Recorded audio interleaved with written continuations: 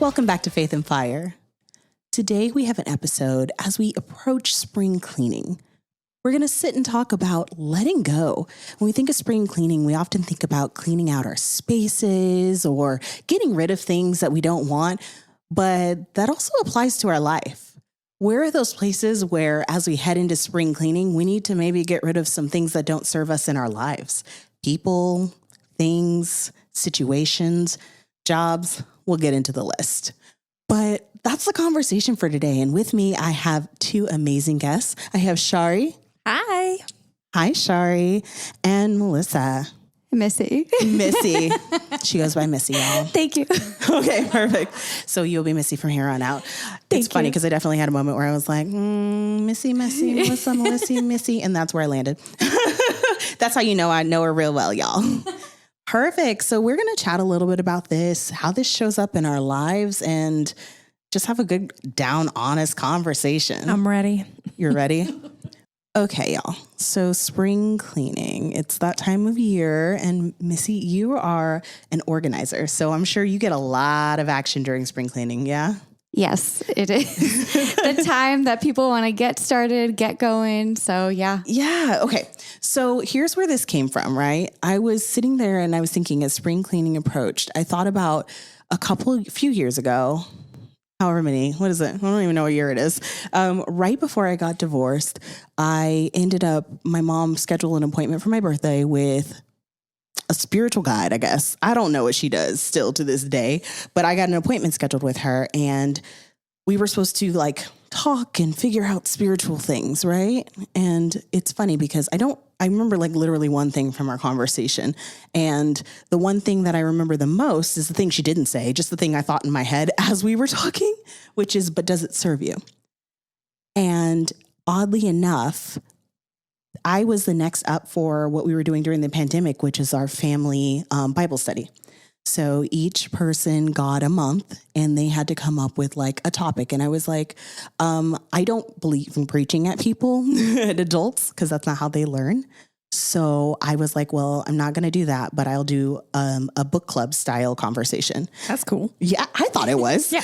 And the book is the Bible. You're welcome. Right. So you're already familiar. It's picked out. You've already read it. Read it. Or maybe not like me. And we're going to read the sucker together and talk about it. I thought it was cool. So it actually became the topic for my book club Bible study, right? So you know me, I never pull stuff up during episodes, but I wanted to pull it up. No, you don't. I never do. No. So that I could kind of share with you some of the stuff from it, and then we can kind of talk from there. So I used Acts 12, where there's a situation about Peter and he's in a prison. I feel like I know enough about the Bible to kind of know Peter's a guy in the Bible. And in this case, he was in a prison. So there's a synopsis. I kind of was like, Cliff Notes. There was a wave of persecution. He was stuck in a prison. God got him out. Beautiful, right? So then I was like, okay, well, that was a situation that wasn't serving him. Definitely not. Can we agree on that? Yes, we can. Prison's not it. No. Especially back then, it wasn't even like it is now. No, he got the bail bond though, so that's good. Yeah, he got out. God got him out. He got to pass the guards, everything. It was beautiful. Great. You should definitely read Acts 12. And so where I went from there is I asked people, what are some examples of ways or things that hold us captive? And so some of the conversation was relationships. And especially bad relationships, right? Or bad jobs. You'll love this one. Clutter and house came up with everyone. They were like, my garage is a mess. And it's emotionally draining when your house is a mess, right? You can't focus. Everything is just calling to you constantly. And so I personally, I can't relax unless my house is clean, or I just have to totally turn the blinders on and then I can't even touch it or look at it. And that will kind of spiral until the point where I feel like I'm going to lose my mind from attempting to not look at it. And then I go into almost a rage, a rage clean. Well, yeah, my husband calls it tornadoing. And so he removes the dogs from the home. Oh my God. Oh my goodness. He was just stay out of her way. She is tornadoing right now. We don't want to have anything to do with this because we're just going to get in trouble for being alive. I love it. Oh my gosh. So yeah, I hear you. The clutter, the mess, it's just It is. It's emotionally draining. It's like, it's mentally exhausting. But I think too, with like getting rid of stuff, it's exhausting. One, the sentimental value, but also you just get decision fatigue. Yes. There's just like way too many decisions. Not just like, oh, do I or don't I want it? Will I or won't I need it in the future? But then also, what do I do with it? What do I do with it? I'm not a believer in just like dumping stuff on like Goodwill's door or whatever. Like if I can't find a way to like sustainably get rid of something, I'm like, well, I bought that item, so I'm responsible for it. And so unfortunately for my household, like it will just rot there. That's why I love Missy. Is I feel the same way, but she just makes things disappear like magic. That's nice. She Come won't over, girl. tell me if it's gonna go in the trash. Okay. She'll just be like, "No, they'll take that donation. They definitely want your used bras." Oh no! I have a drawer. Well, actually, full there of is a old, whole thing of like bra donations. I swear. need that number because there's a drawer full. I'm like, I'll never fit those again. Yep. Yeah. It'll stay there forever. You know, I have that problem not problem, but I get into that with clients all the time. Well, I want this to go there and this to go there. I've had a client even want to recycle just pieces of clothing, like ripped pieces of clothing to a fabric place. Yeah, I hear you. I totally understand, but sometimes that's more work for you and you just have to let it go because you're cluttering your head even more with, I have to do this, I have to do that, this place. Yep. If it doesn't get done in a month, it's got to go. Oh, I love the guy. Say that's at the bottom of my, I have a laundry basket in my little laundry room that's like kitchen laundry. So like that's where like all the kitchen towels go and like they stay separate and I wash those separate. But at the bottom of that laundry is like my pile of shame. What's in the pile of shame, Shari? I want to know like, so bad. There's like a pair of penguin pajamas from like 15 years ago that are just like there and like one leg is like parts have been cut off because I'll like use them for rags. There's like a pair of sweatpants that like same thing, like parts have been cut off for rags. But I'm just like, there's like, oh, this towel that at one point I was like, oh, I'll use it for my dog, but now it's not even fit for the dog, but I can't get rid of it. So I'm just like, man, the pile of shame is like growing to the point now where the laundry can't go in the basket. Oh my gosh, I love it. But I don't know what to do with it because I don't want to throw it away. Even your mess is high functioning, Shari. I cannot. I'm so tired. It also helps when you have someone actually there. So for instance, Jess can relate. It's different when you actually have someone in your home doing it for you and guiding you and, you know, coaching you the whole way. When you're by yourself, you just don't do it. And I can speak for myself. I have a hard time myself. And sometimes I'm like, I need to hire a professional. Yeah, there's like the plumber with the leaky sink, you know? It's like, it's same thing. Exactly. Yeah. So everything you're saying is spot on with the conversation we had. And it was funny because someone gave an example of the fact that they had 2 storage locations, 2 places they were paying. That's my dad. Yes, to store stuff. And then they were like, I don't know that I've seen this stuff in 2 years. He couldn't tell me what's in there. There was like, I looked at it one time and there was like boxes of paper that were like old documents that I looked at the documents and they weren't like important documents. Like, it was just a receipt from Fry's. Like literally, spam. Like spam. And I'm just like, what are you doing, dude? He moved that stuff from LA to Arizona, back to LA to Vegas to Arizona, back to LA, and then between 3 places in LA. Oh my gosh. Wow. See, It's and like 30 years of crap. I love this because it sets us up beautifully for this conversation, right? Like you think about all this stuff. Think about how much money that someone's paying for 2 storage locations to store this stuff. And then the question comes in, but does it serve you? No chance. Yeah, it's not helping your life. It's draining your finances that you could be then allocating towards something better. It's draining your time and energy, right? So take that and apply that to other things in your life. That relationship that you lug from place to place to place. That job that just clings on to you, but it's not what you want. It's not helping you get where you need to go. The question that we need to ask ourselves is, but does it serve me? Is it serving me and my life and what I'm up to? Or is it taking away my time, my resources, my money, my attention, my heart, and my heartbreak, you know? Unnecessarily. Yeah, no doubt. The other thing that, you know, thinking about this topic, and it's really funny because today, like my heart has been really heavy and I've been like thinking like, what what is it? Like, what's going on? And I realized like there are habits that aren't serving me that I cling to because they provide comfort. And so that they're things that I've always leaned on because I know it's an easy place to find that comfort, but they're destructive. Like they're destructive habits. And they're, in the grand scheme of things, like it's not crazy. Like, oh, I went to bed an hour later than I should have. But now it'll have a knock-on effect. Now I'm waking up, and because I woke up later, now I'm not able to do the things that I typically would like to do in the morning that I know set me up for a good day.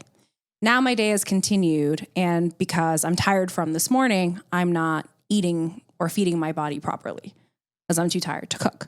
So then that has that knock-on effect of, oh, okay, well, I'll just have something sweet because it makes me feel good. But then that has the knock-on effect of, oh, well, now I'm beating myself up because I went to bed late. So I didn't sleep well. So I didn't exercise. So I didn't, do my morning walk. I didn't take any time to like clear my head. I just dove right into work. I worked all day. Then you get off work and then I immediately had to leave work and then go do something else and do something else. So I haven't eaten. Oh, well, now I'll just go eat this cheeseburger. But I didn't want that cheeseburger. But does it serve you, Shari? No, it didn't. What about fries? I didn't get the fries. At least That was I the didn't. problem. That was the problem. But if I got the fries, then everything would have been fine. It's totally fine. So there's, it's like, yeah, there's the big things, the relationships, the jobs, even a city you hate and you feel like you can't move because you're scared or whatever. But then it's also like the really like minute things in your day that could be holding you back, that take your energy, that aren't serving you. And like, how do you, for me, I'm good at like the big things. Mm-hmm. Like I'll snip a job, I'll snip a person, I'll snip a city. I'm like, cause I won't until I'm so fed up that I'm like, we're done. Yeah. Pull the ripcord, I'm out. But with like the little things, I feel like they just like sneak in the background. And I kind of feel like that's how it is with like stuff too. Like kind of just like sneaks in the background. You're like, tomorrow. Yeah. Next week.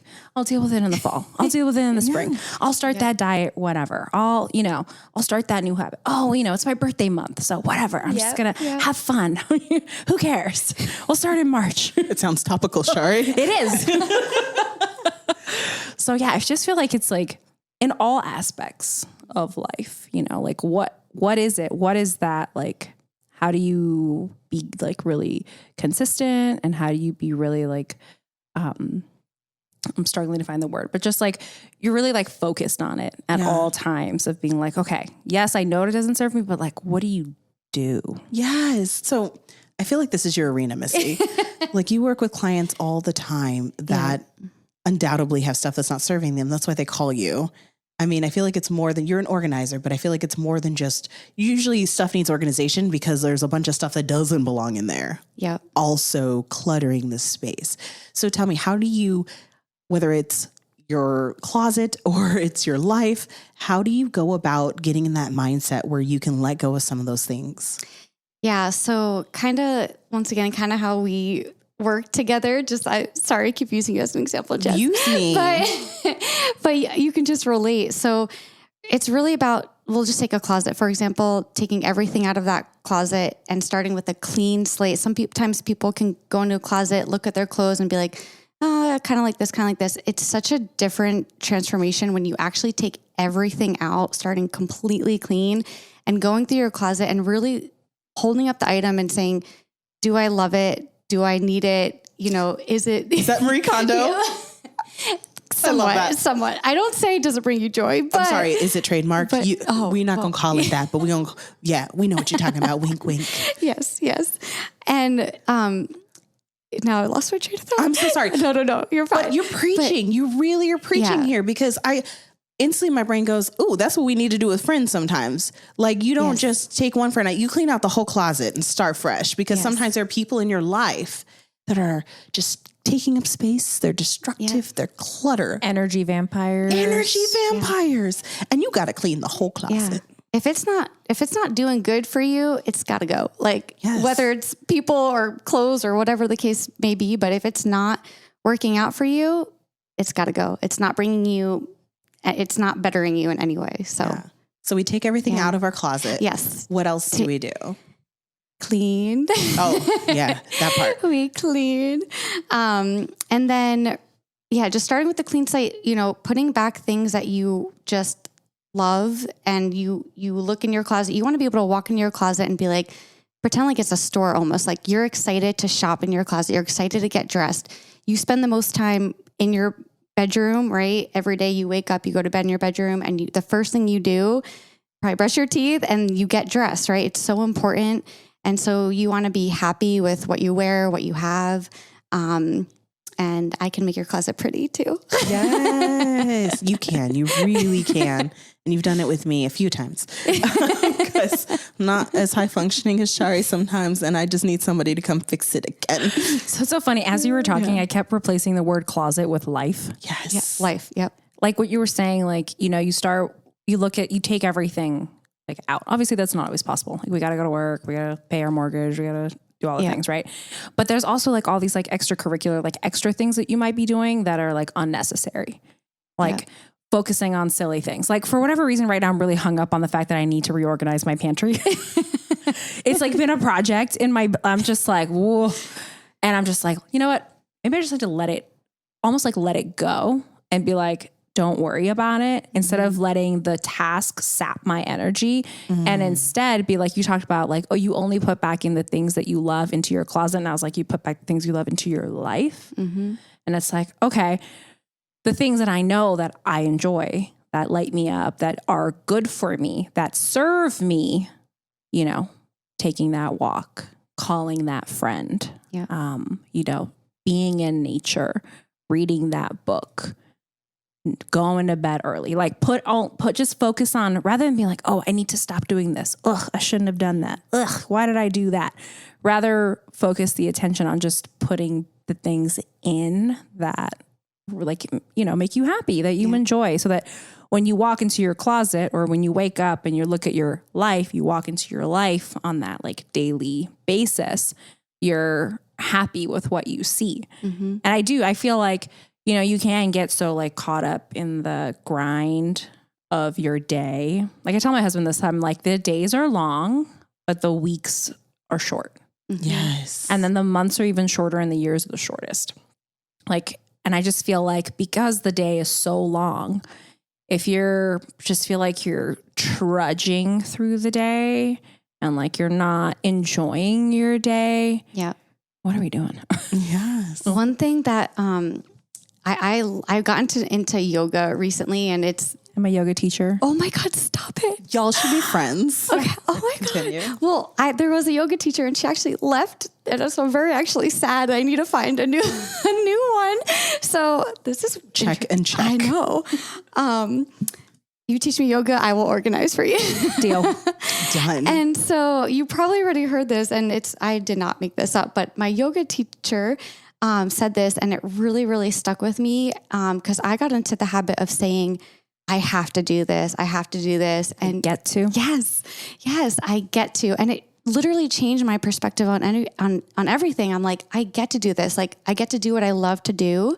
And I started to, it's hard, but like I started to say no to certain things and people. I always felt like I had to do this. I had to do this. And I want to make everyone happy. And then I wasn't doing anything for myself. And I'm like, what am I doing? I'm up, like, this isn't how I want to live my life. So it's hard, but I'm starting to say no. I'm starting to focus on the things that I do love and bring me happiness, and finding the time for that. And saying, I get to. I just pictured you being like, I get to organize Jessica's house. And I was like, I don't know that sounds as good to me as it might sound to her because it's her passion. But it is. So she might actually not ironically say that. No, she might. She totally means it. She's like, yes. You're always like, I don't understand you, how you like this. I'm like, I love this. Like I'm in my happy place. We get like 20 minutes in. Yeah. You know me pretty well. We get 20 minutes in and I'm like, there's a lot of stuff out here. I should go take a nap. I'm done with this. We're good. It's too much. I'm over it. And she's like, no, we can do it. I love it. But I feel like that brings up another point, right? You need that cheerleader to keep you going when you are so true. Like you're going through your life, you're looking at what serves me, what doesn't serve me. I love the idea of taking it out so that you're putting in what you love. Like you're running towards something, not away from something. Yes. And that's so important, especially with jobs. Yes. You never run away from a job, because if there's something that you don't like, it will follow you from job to job. So you need to stay in it and figure out what's going wrong with the situation. Is it that I'm not working where I love? Like, is it that I don't like how my boss is behaving? In which case, how do I need to show up differently? Or what do I need to learn about leadership? You know, when you stay in it and you learn that lesson, then you'll find your attitude changes. And at some point you've learned the lesson and now you're ready to run towards that new thing. Otherwise you're constantly running away from stuff. Yeah, no, for sure. I mean, I feel like I ended up like in kind of like multiple toxic job situations when I was living back in LA. And I realized it's because like I was going into it, one, with a little bit of desperation because I'm like, oh my God, I need a job. That.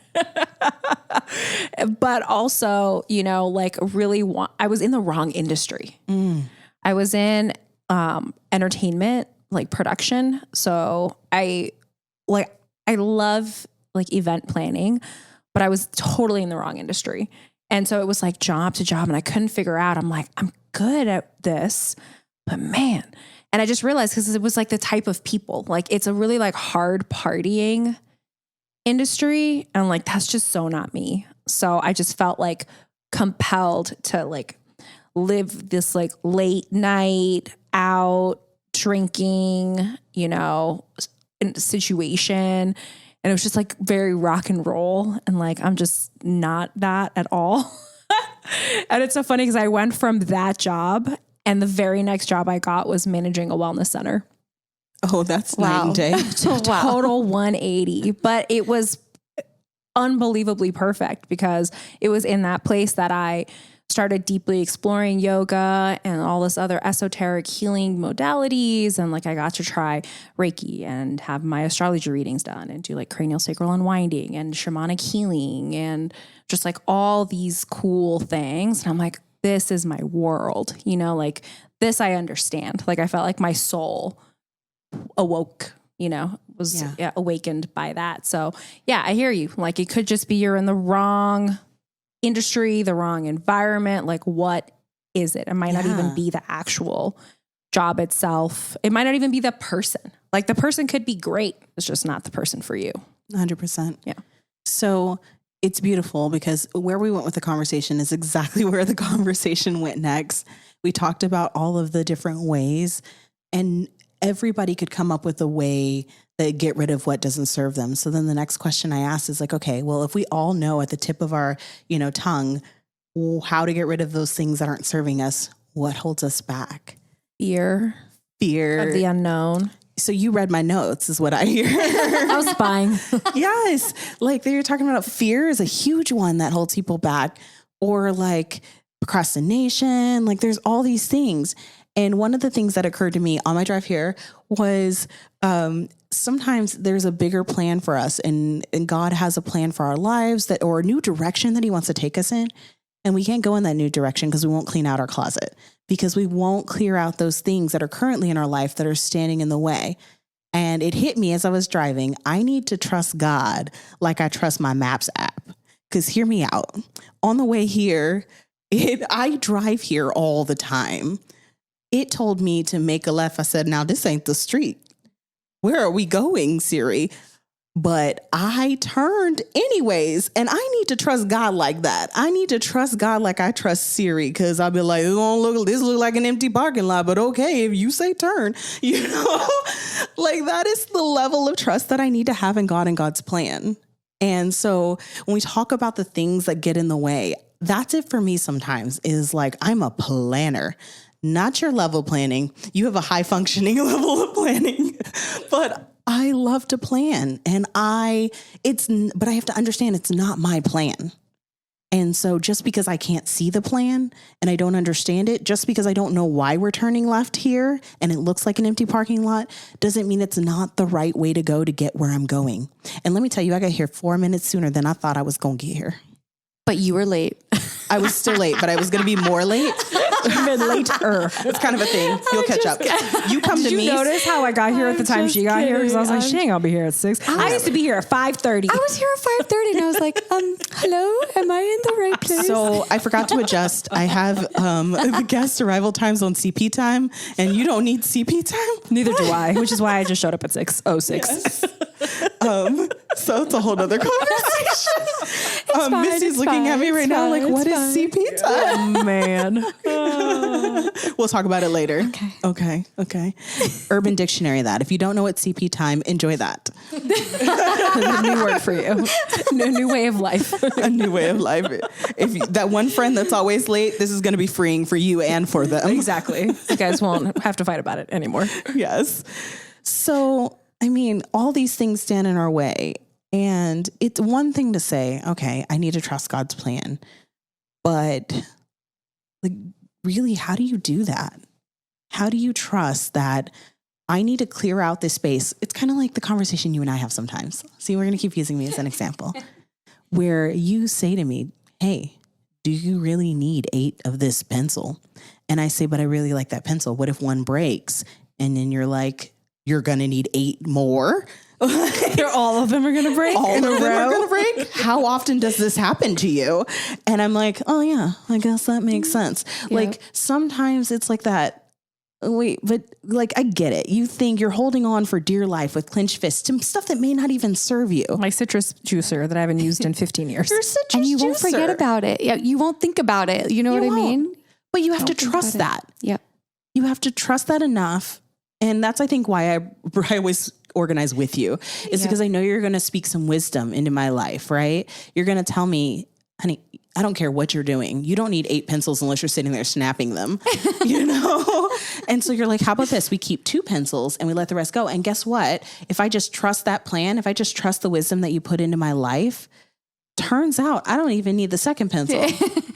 I'm coming over. I'm going to make you just have 1 pencil. We're not ready for that. Too far. Reel it in. Yes. But it's that, right? And I think that's the importance of having those friends in your life that has that godly wisdom, you know? And even if they don't believe exactly what you believe, or, you know, like Shari and you and I have conversations all the time. And I never thought that 2 people who like, we're not as far apart as it seems, or originally seemed. So I feel like I'm really playing it up right now. But I never thought that I could just sit down and have conversations about faith with anyone. And it almost doesn't matter what your faith is. If you believe in something, you know what I mean? Am I sitting here asking you what I should believe? No, because it's, you know, you got to call on people within their assignment, right? But, you know, you tell me things that are grounded, you know? And I think that's the thing, is that having that friend, having that spiritual guidance, having that person you can call on who's going to say you don't need 8 pencils. Yes. I reached out to a friend on the way here. I was like, girl. I love conversations that start like that. I was like, oh, I need help. But yeah, it is. It's nice. It's good to have that core circle, those people you can depend on who just like kind of bring you back to earth. But also, you know, I feel like all my friends like firmly have their feet on the ground because a lot of them have small children, so they have no choice but to just be like in the trenches all day. But they also have that like that level of like higher thinking because a lot of them are called to like that higher spiritual. And like she's a Christian, you know, she goes to church every Sunday. So I'm with you. Like I've got friends from like all the way from one end, wildly agnostic, to all the way to goes to church every Sunday and goes to Bible study and everything in between. Not Bible study. Yes, she goes to Bible study and all the things in between. She's always talking to her pastor about something. I'm like, what do you talk to your pastor about all the time? She was like, you don't even want to know. I'm like, okay. But yeah, so I'm with you. It's so like rare. So when you find those people, you just, because you're going through and you're removing the people from your life that don't serve you. So then when you find those gems, like you just gotta latch on. Never let them go. Sounded very scary. Just squeeze them with love. A little less love. Take it down. Take it down. Just Just bust it around. Yes. So As we enter the spring cleaning season and we look at cleaning not just our homes, but our lives, what advice would you give to someone who's entering the season and is listening to this conversation and saying, man, I really need to take a look at my life and figure out what doesn't serve me and potentially let it go? Oh, I didn't tell you the best part. What? I'll finish asking my question and then I will tell you. Okay. Now I want to know. I know, right? Like I teased that right in the middle of my sentence. So the question is just, what advice would you give them, right? So back to my my mid conversation, The best part. like aha moment. So I didn't tell you the reason it was important that we had this, but does it serve you? Is that was also the statement that really led me to decide to get my divorce, because what wasn't serving me was my husband. And so nothing against him, great guy. We just didn't belong together. But I say that to say there are some big changes that you may need to make in your life. Things that you're holding on to for all the wrong reasons. I was holding on to it because I just didn't want to be divorced. And I was like, what does that mean about me? Like there was all kinds of gunk, all that gunk I needed to get out my closet so I could start fresh, right? Mm-hmm. So my advice would be to let go of the emotions tied to those things in your closet or your life. Yeah. When I say closet, I mean life, y'all. So hopefully we're here by now. Hopefully we've all picked up on the analogy. Wink, wink. So take a look at the things in your closet. Take a look at the things in your life. Yes. And look at them without that emotional lens and try to really see them for what they are.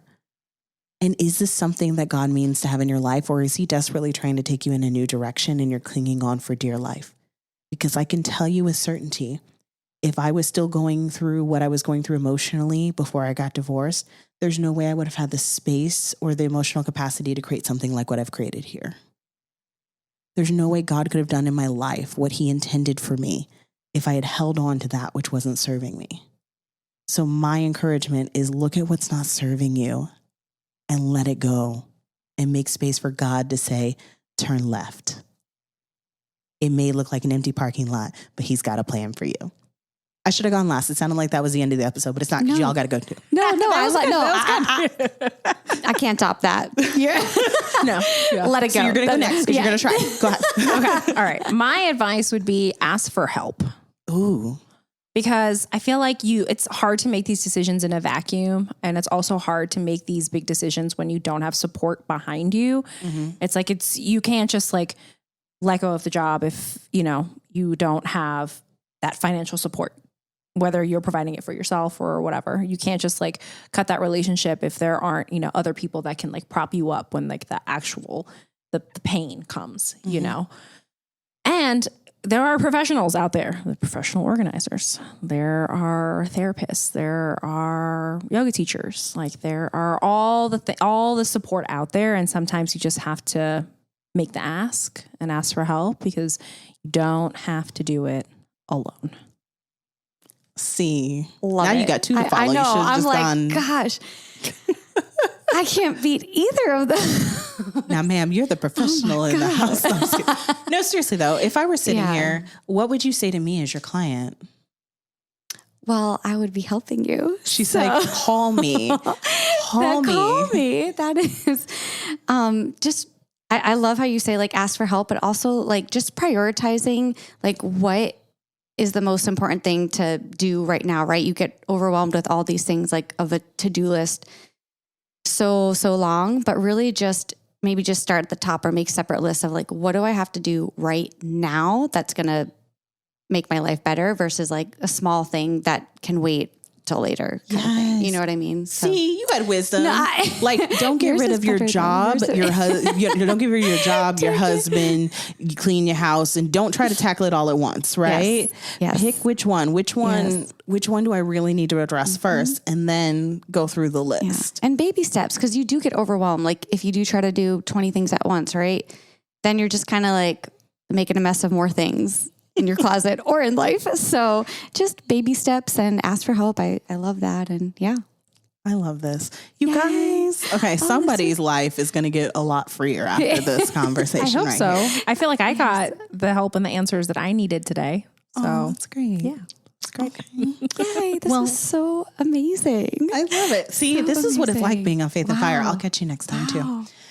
But thank you so much for joining. And I appreciate your expertise, your experience that you brought to the conversation. It's really insightful and helps to kind of get a little perspective.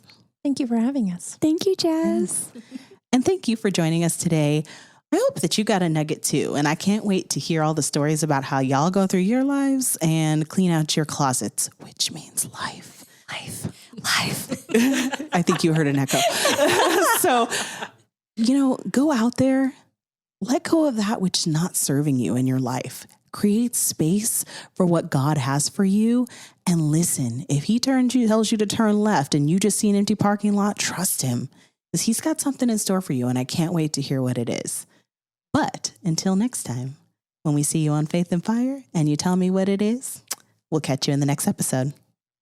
Bye.